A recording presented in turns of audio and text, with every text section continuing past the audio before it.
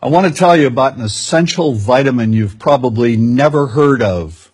If you're a parent or plan to be one, it might be more important to your child's growth than all other vitamins combined, and only you, a parent, can provide it. I call it vitamin N, the word no. More and more children, I find, are suffering from vitamin N deficiency, and they, their parents, and our entire culture are paying the price. Let me illustrate my point with a story that's quite typical. A father, I'll call him Bill, gave his son, age 5, pretty much everything the little boy asked for. Like most parents, Bill wanted more than anything for his son to be happy, but he wasn't. Instead, he was petulant, moody, and often sullen. He was also having problems getting along with other children. In addition, he was very demanding and rarely, if ever, expressed any appreciation, let alone gratitude, for all the things Bill and his wife were giving him. Was his son depressed, Bill wanted to know? Did he need therapy? His son, I told him, was suffering the predictable ill effects of being overindulged. What he needed was a healthy and steady dose of vitamin N. Overindulgence, a deficiency of vitamin N, leads to its own form of addiction. When the receiving of things begins to generate nothing but want for more things.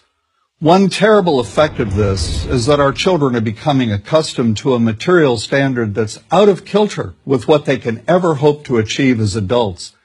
Consider also that many, if not most, children attain this level of affluence not by working, sacrificing, or doing their best, but by whining, demanding, and manipulating. So in the process of inflating their material expectations, we also teach children that something can be had for next to nothing.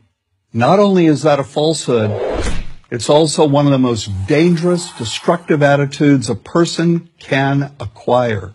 This may go a long way toward explaining why the mental health of children in the 1950s, when kids got a lot less, was significantly better than the mental health of today's kids.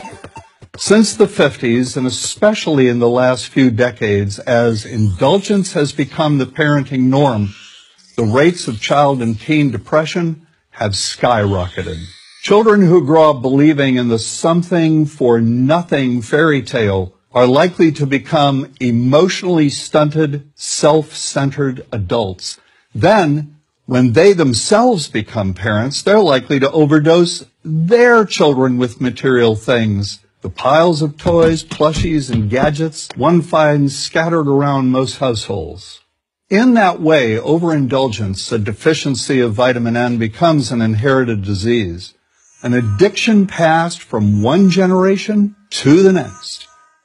This also explains why children who get too much of what they want rarely take proper care of anything they have.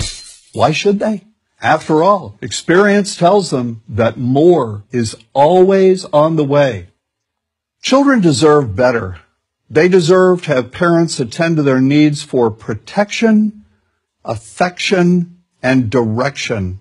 Beyond that, they deserve to hear their parents say no far more often than yes when it comes to their whimsical desires.